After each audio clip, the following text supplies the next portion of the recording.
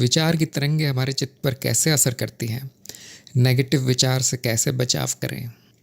विचार की तरंगें चाहे वो मेरी हो चाहे किसी और की हो, ठीक उसी तरह से असर करती हैं जैसे आपके विचारों की तरंगें असर कर रही हैं। विचार एक तरह की चित्तवृत्ति है, और भी कई वृत्तियाँ संभव है जैसे कि वासनाएं, इच्छाएं, भावनाएं, कल्पनाएं, ये सारी वृत्तियाँ हैं। तो क्योंकि इन्होंने विचार कहा है, लेकिन सही शब्द मेरे हिसाब से वृत्ति है। विचार भी एक वृत्ति है। तो कोई भी वृत्ति जो चित्त में उठती है, चाहे इस चित्त में हो चाहे किसी भी चित्त में हो, वो कोई ना कोई प्रभाव डालती है। सबसे पहला प्रभाव स्मृति पर पड़ता है। जैसे ही कोई भी वृत्ति चलती है हमारे चित्त में, वो स्मृति में छपना शुरू हो जाती है। चाहे अब उसको याद करें या न करें, वो स्मृति में हमेशा के लिए छप जाती है। दूसरा, उस वृत्ति में शक्ति होती है। वो जैसे वो छोटी सी इच्छा हो या कल्पना भी हो, तो भी वो बड़े विचार का रूप ले लेती है, बड़ी इच्छा का रूप ले लेती है, और फिर उससे कर्म हो जाता है। जैसा कि मैंने कई भागों में, कई वीडियो में बताया है कि ये प्रक्रिया कैसे काम करती है। स्मृति से वृत्तियाँ उठती है, उनका प्रभाव चित्त की निचली परतों की तरफ जाता है, स्नायु तंत्र के माध्यम से शरीर में पहुंचता है और शरीर से कर्म करवाता है।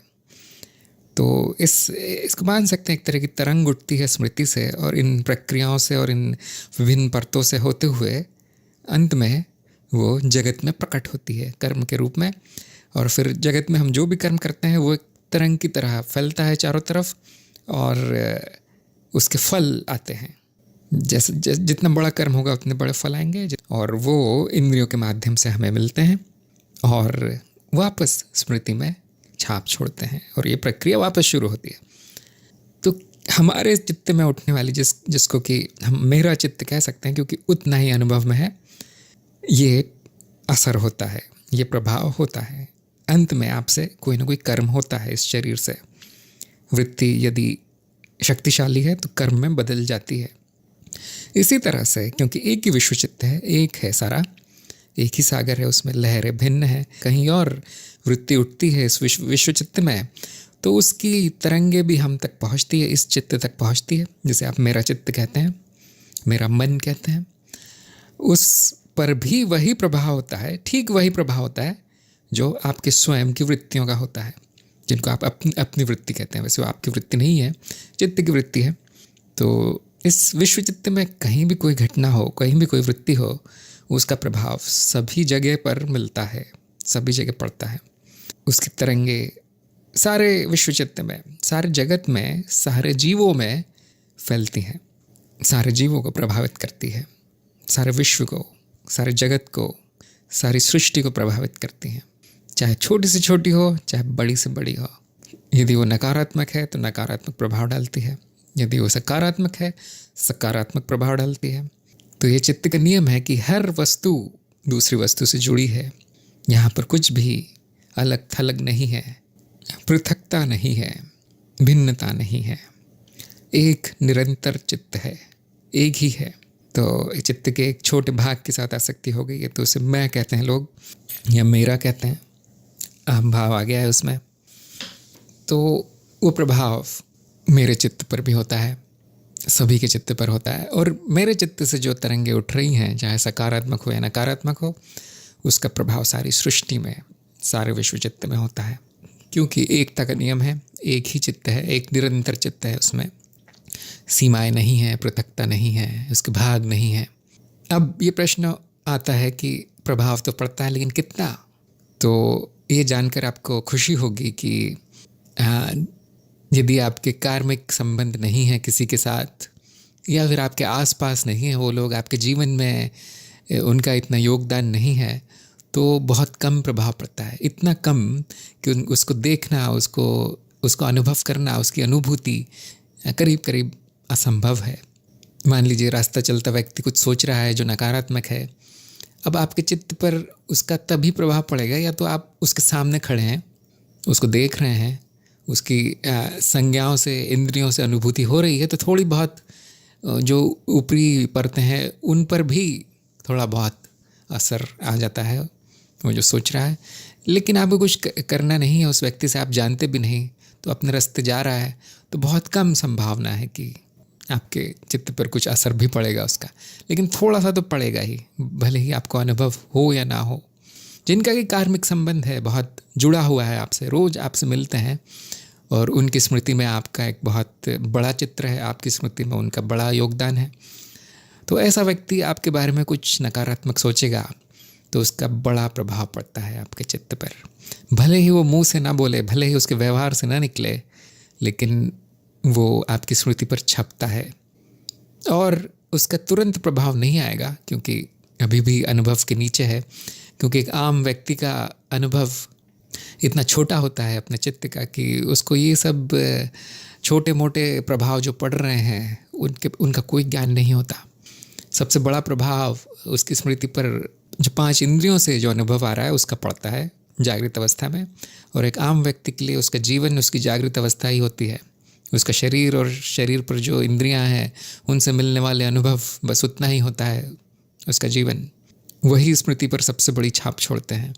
और दूसरे नंबर पर स्वयं के चित्त से उठने वाले विचार, भावनाएं वो आते हैं। और आप मान लीजिए तीसरे नंबर पर वो सब प्रभाव आएंगे जो कि जिनके साथ आपके कार्मिक संबंध है, उनके द्वारा प्रसारित तरंगे जो हैं उनके प्रभाव आएंगे। और चौथे 5वें नंबर पर उनके प्रभाव आएंगे जो आपको जानते भी नहीं हैं, आम जनता, अजनबी लोग, उनके विचारों के, लेकिन प्रभाव तो पड़ता ही है। यदि आप ऐसे व्यक्तियों के साथ बहुत समय तक रहते हैं तो उन प्रभावों का फल आना शुरू हो जाता है। क्योंकि हमारी संवेदना इतनी अच्छी नहीं है, संवेदनहीनता है, तो हमें कुछ ज्ञान नहीं हो पाता कि किसके विचारों का प्रभाव हमारे चित्त पर पड़ा है। जैसे आप एक क्रोधित व्यक्ति के साथ 10-12 दिन रह लेते हैं, तो भले ही आपका स्वभाव क्रोधी ना हो, धीरे धीरे धीरे उसकी जो तरंगे हैं विचारों की, वो आपके स्मृति में छपने लगती है। 10-12 दिन बाद आपका थोड़ा सा स्वभाव बदल के क्रोधी हो जाता है। ऐसे ही अपराधी व्यक्ति के साथ आप रहेंगे तो थोड़े दिनों बाद आप स्वयं अपराध करने लगेंगे। वो कर्म अपने आप शुरू हो जाते हैं। हम क्योंकि इंद्रियों से भी बहुत सारे प्रभाव लेते हैं, उसका तो जैसा कि आप जानते हैं सबसे बड़ा प्रभाव पड़ता है। व्यक्ति को देखकर दूसरा व्यक्ति बदलता है, या फिर वचनों से प्रभाव पड़ता है। दूसरा व्यक्ति जो कहता है अच्छा बुरा, उसका तुरंत हमारे चित्त पर प्रभाव पड़ता है, जो कि हम कानों से सुनते हैं उसका। इसी तरह से व्यवहार का व्यक्ति के प्रभाव पड़ता है। हाँ, उनके विचारों का क्या प्रभाव पड़ता है एक आम व्यक्ति नहीं जान सकता, लेकिन जिसकी संवेदनशीलता काफ़ी बढ़ गई है, उसकी मानसिक इंद्रियां सक्रिय हैं, तो उसको तुरंत समझ में आएगा कि मेरे मन में अब इसका प्रभाव दिख रहा है, जिसके साथ भी मैं रह रहा हूँ उसका। इसी तरह अच्छे व्यक्ति के साथ आप रहेंगे तो अच्छा प्रभाव पड़ने लगता है। प्रभाव तो पड़ेगा, ये गारंटी है। कितना, ये आपके चित्त पर निर्भर है, आपके कर्म बंधनों पर निर्भर है, या फिर उस व्यक्ति के स्वभाव पर निर्भर है, उसका चित्त कितना शक्तिशाली है उस पर निर्भर है। तो यहाँ पर इस प्रश्न का हम उत्तर दे सकते हैं कि नकारात्मक विचारों से बचाव कैसे करें, अपना बचाव कैसे करें। बचाव करना तो असंभव है, क्योंकि एक ही है चित्त तो एक ही है। आप कहाँ से दीवार खड़ी करेंगे वहाँ पर, वो असंभव है। जब तक आप पानी में रहते हैं तब तक गीले होने से नहीं बच पाएंगे। जब तक हम इस माया में है, इस संसार में है, प्रभावों से नहीं बच पाएंगे। हाँ, हम थोड़ा बहुत इस पे हस्तक्षेप कर सकते हैं, इसको कम कर सकते हैं। जो प्रभाव होगा पूरी तरह से नष्ट नहीं कर सकते। और जैसा कि मैंने कहा कि कितना शक्तिशाली वो विचार है उस पर निर्भर करता है। वो तरंगे कितनी शक्तिशाली है उस पर निर्भर है कि उनका कितना प्रभाव पड़ेगा। और इस बात पर भी निर्भर है कि आप कितने दुर्बल हैं, आप कितने शक्तिहीन हैं। जिसका अर्थ कि शरीर से शक्तिहीन होना नहीं है, मानसिक रूप से आपका चित्त शक्तिहीन है। वो लोगों के दया पर चल रहा है। जो लोग कहते हैं वो मानता है, जो लोग कहते हैं वो करता है। उसकी स्वयं की कोई भी संकल्प शक्ति नहीं है। बहुत जल्दी उस पर किसी भी चीज़ का प्रभाव पड़ जाता है। ठोस नहीं है, शक्ति नहीं है उसमें, तो तुरंत प्रभाव पड़ेगा। सोचने का भी किसी और के प्रभाव पड़ जाएगा।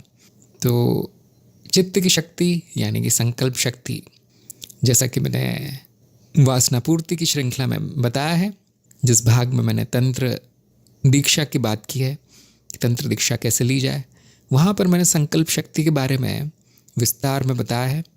संकल्प शक्ति को का क्या हमारे जीवन पर प्रभाव पड़ता है और संकल्प शक्ति को बढ़ाया कैसे जाए, वो सब मैंने वासना पूर्ति के उन भागों में बताया है, उन वीडियो में बताया है।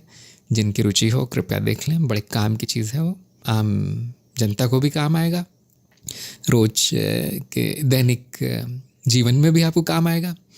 मैंने देखा है कि आम जनता की कोई संकल्प शक्ति नहीं होती, उनको जहाँ चाहे वहाँ मोड़ा जा सकता है, उनके दिमाग में आप कुछ भी भर सकते हैं, वो सब मान लेते हैं। जिनकी संकल्प शक्ति, जिनका चित्त शक्तिशाली है, वो ऐसे लोगों पर शासन करते हैं, ऐसे लोगों को गुलाम बनाते हैं। जो चित्त से शक्तिशाली व्यक्ति है, कुटिल व्यक्ति है या बड़ा व्यक्ति है, वो इन छोटे मोटे लोगों पर शासन करता है। ये छोटे मोटे लोग भेड़ बकरियों की तरह है, जहाँ पर हाँको वहाँ चले जाते हैं बेचारे। तो उन पर, ऐसे लोगों पर, शक्तिहीन लोगों पर, संकल्प शक्ति जिनकी बहुत कमज़ोर है, उन पर सबसे अधिक प्रभाव पड़ेगा। चाहे वो नकारात्मक विचार हो, चाहे वो सकारात्मक हो, उन पर प्रभाव पड़ता है। भोले भाले व्यक्तियों पर अधिक प्रभाव पड़ता है। जिनकी संकल्प शक्ति बहुत तेज है, बहुत बड़ी है, बलशाली है, उन पर कोई प्रभाव नहीं पड़ता। पड़ता भी है तो वो झटक देते हैं, उस प्रभाव को झाड़ के चले जाते हैं।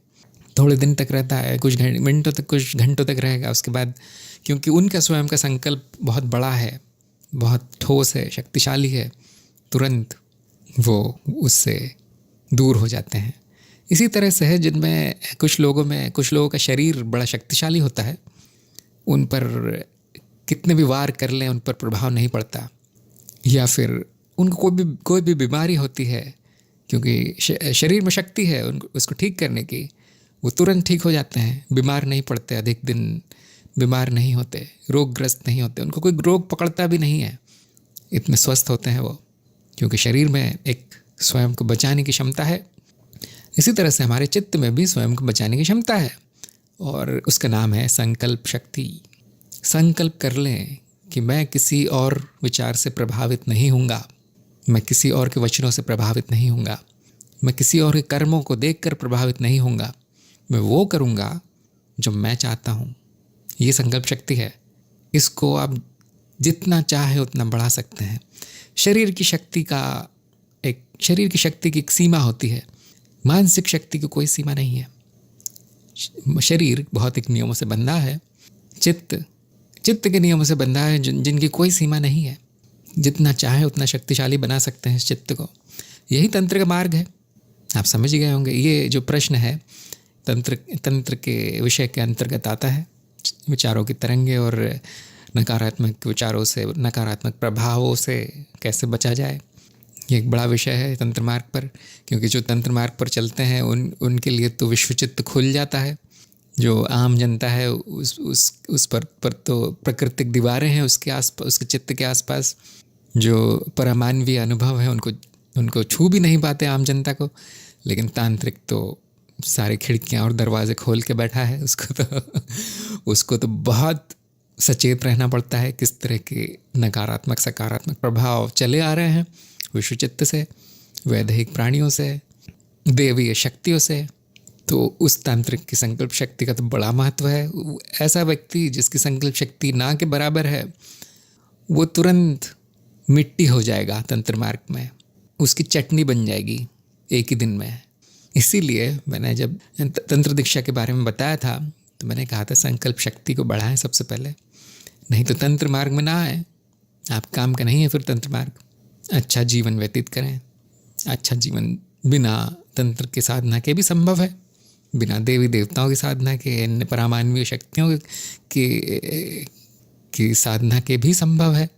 तो यदि आपको लग रहा है कि आपके चित्त पर अच्छे बुरे प्रभाव पड़ रहे हैं तो अपनी संकल्प शक्ति बढ़ा लें। इसके लिए जो कुंजी है वो है चेतना। जैसे ही आपके मन में एक विचार उठता है, चाहे वो सकारात्मक हो नकारात्मक हो, और कर्म में परिवर्तित होने का प्रयास करता है, तो एक योगी जो है, एक ज्ञानी अपनी चेतना का प्रयोग करता है। वो पहले देखता है कि मैं ये कर्म करूं या नहीं करूं, ये विचार आया है क्योंकि वो मेरा विचार नहीं है, वो तो चित्त से आया है। उसको आप कह सकते हैं कि मेरे चित्त से आया है, लेकिन आया तो चित्त से है, स्मृति से प्रकट हुआ है विचार। तो उस पर कर्म करना ठीक है या नहीं, उसके क्या फल आएंगे, अच्छे फल आएंगे, बुरे फल आएंगे, या कोई फल आएंगे भी या नहीं, ये पूरी तरह से किस तरह से उपयोगी है, ये पूरी तरह से बेकार है ये कर्म करना, ये सोचता है वो साधक, वो ज्ञानी, वो योगी। उसके बाद ही कर्म करता है, नहीं तो नहीं करता। इसको हम विवेक कहते हैं, बुद्धि कहते हैं, तर्क बुद्धि, विवेक बुद्धि साधकों में तेज होनी चाहिए। उसके बाद ही उनका इन कर्मों पर थोड़ा बहुत नियंत्रण आता है। तो जैसा कि मैंने कहा कि दूसरों के विचार भी, दूसरी जगह से आने वाले विचार भी आपको कर्म के लिए ही प्रेरित करेंगे। बुरा विचार है तो बुरे कर्म के लिए प्रेरित करेगा, अच्छा है तो अच्छे कर्म के लिए प्रेरित करेगा। लेकिन यदि आपकी चेतना तेज है, चेतना का प्रकाश तेज है, तो आप उस विचार को भी, जो उस प्रभाव को भी जो बाहर से आया है, उसको भी आप देख सकते हैं, उस पर भी विवेक का उपयोग कर सकते हैं कि ये आया तो है विचार मेरे मन में, पता नहीं कहाँ से आया है, अब उस पर मैं कर्म करूं या नहीं करूं। यदि ये विवेक और चेतना 24 घंटे आपकी जागृत है, तो इससे आपका संकल्प बड़ा शक्तिशाली हो जाएगा। आपको अपने संकल्प से कोई डिगा नहीं पाएगा। कितना भी बड़ा प्रभाव आ जाए, आप उसको कर्म में नहीं बदलने देंगे। तो हाँ, प्रभाव तो नहीं बचा सकते हम, लेकिन कर्म करने से बच सकते हैं। बुरे प्रभाव का जो से होने वाले जो कर्म है और उनसे मिलने वाले बुरे फल, उनसे हम बच सकते हैं। उसकी कुंजी है चेतना। 24 घंटे चेतना में रहें, चेतना के प्रकाश में रहें, और विवेक, तर्क, बुद्धि, ज्ञान का उपयोग करें। उसके बिना कोई कर्म ना करें, चाहे अच्छा हो चाहे बुरा हो। कभी कभी हो सकता है कि वो विचार आप पर कोई प्रभाव डाले, बाहर का विचार, और वो विचार ऐसा हो जिससे कि आपकी बुद्धि भ्रम में पड़ जाए कि ये विचार अच्छा है मेरे लिए। ऐसा भी हो सकता है। यदि एक तांत्रिक है जो आपको कुछ नुकसान कर पहुंचाना चाहता है, तो इस तरह का विचार गढ़ेगा, इस तरह के विचार की रचना करेगा जो कि आपको अच्छा लगे करने में। तो ध्यान रखें इसका। इससे बचाव बहुत कम संभव है, क्योंकि तांत्रिक ने ऐसा किया है तो कुछ कर्म बंधन होगा, नहीं तो क्यों करता कुछ बदला लेना होगा उसको, या ऐसा कुछ होगा तो ही वो इस तरह का अति शक्तिशाली विचार बनाएगा और आपकी तरफ छोड़ेगा। लेकिन यदि आपका संकल्प शक्तिशाली है, तो आप देख पाएंगे कि ये विचार मेरा नहीं है और कहीं बाहर से आया है, और अब मुझे बुद्धि का उपयोग करना है। कुछ दिन तक तो आपको कुछ भी कर्म नहीं करना, सिर्फ बैठना है, देखना है क्या होता है उस विचार का। आपको कुछ दिनों के बाद या कुछ घंटों के बाद अपने आप ज्ञान हो जाएगा कि उसके फल क्या आएंगे। क्योंकि विचार कितना भी अच्छा लगे, यदि उसके केंद्र में बुराई है, नकारात्मकता है, तो थोड़ी देर बाद हमारा चित्त उसको पहचान जाता है। तुरंत पहचानना हो सकता है कि संभव ना हो। वो इसी तरह से है जैसे आप बाज़ार में जाते हैं तो बाहर से तो कोई चीज़ अच्छी दिखती है, चमक दमक वाली दिखती है, उपयोग करने के बाद पता चलता है कि वो घटिया वस्तु थी। इसी तरह से जब आपके मन में नकारात्मक विचारों की बौछार हो रही हो और उसके नकारात्मक फल आ रहे हो, तब आपको बैठकर सोचना है कि जिनको मैं अच्छा कर्म समझता था, शायद मुझे वो बंद करना चाहिए, मुझे वो करना चाहिए जो मैं अच्छा समझता हूँ। और बाहर से जो प्रभाव पड़ते हैं वो बहुत बार दूसरों के वचन होते हैं, बहुत बार दूसरों का व्यवहार होता है। वहाँ पर भी संकल्प शक्ति बहुत काम आती है। आम जनता को तो जो मानसिक तरंगे हैं विश्वचित्त की, वो तो दिखाई नहीं देंगी, उनसे बचाव भी वो कर नहीं पाएंगे बेचारे। लेकिन दूसरों के कहे गए शब्द, दूसरों का व्यवहार ज़रूर देख सकते हैं, हम सभी देख सकते हैं, चाहे साधना कर रहे हों या ना कर रहे हों, चाहे आध्यात्म में हो या ना हो। और उनसे बचाव के लिए भी हमारी चेतना, हमारी बुद्धि, हमारी संकल्प शक्ति ही काम आती है। तो इस बात पर विचार करें, इस बात पर मनन और चिंतन करें। जो मैंने कहा है, तंत्र मार्ग के बारे में जो वीडियो बनाए हैं वो देख लें एक बार। चित्त का ज्ञान होना आवश्यक है, नहीं तो फिर कुछ भी संभव नहीं है तंत्र मार्ग की ओर देखे भी नहीं फिर कि बिना ज्ञान के वहाँ जाना मूर्खता है। और प्रभावों का एक अच्छा पहलू भी है। हर सिक्के के दो चेहरे होते हैं, वैसे अच्छा चेहरा भी है। जैसे कि गुरुजनों का प्रभाव हम पर पड़ता है। गुरुजनों के साथ में रहने से, उनके साथ बंधन बनाने से गुरु की जो चेतना है, गुरु के जो सकारात्मक तरंगे हैं, वो हमारे चित्त तक पहुंचती है और हमारा विकास तेज होता है। हमारा ज्ञान, हमारी बुद्धि बढ़ने लगती है ऐसे व्यक्ति के संपर्क में आते ही साथ। तो इन तरंगों का अच्छा उपयोग भी है। तो जहाँ तक हो सके अच्छे लोगों के साथ, अच्छे लोगों की संगत में, सकारात्मक लोगों की संगत में रहने का प्रयास करें। ऐसे लोगों के साथ कर्म बंधन बनाएं, बाकी सबको छोड़ दें, अच्छी संगत में रहें, सत्संग में रहें, अच्छी किताबें पढ़ें, अच्छे वचन सुने, अच्छा संगीत सुने, उल्टी सीधी संस्कृतियों से, उल्टे सीधे देशों के अंधानुकरण से बचें और संकल्प शक्ति को बड़ा बनाए रखें। संकल्प शक्ति के लिए चेतना का होना आवश्यक है। चेतना के प्रयोग शुरू कर दें, चेतना की साधना शुरू कर दें, हमेशा संपूर्ण ध्यान में, समाधि में रहें। ये सारे कार्य आपको करने हैं। यदि आपका जीवन नकारात्मक प्रभावों से, मानवीय, परमानवीय, अतिमानवीय प्रभावों से संक्रमित हो गया है और दुख से भर गया है, पीड़ा से भर गया है, तो ये सारे उपाय हैं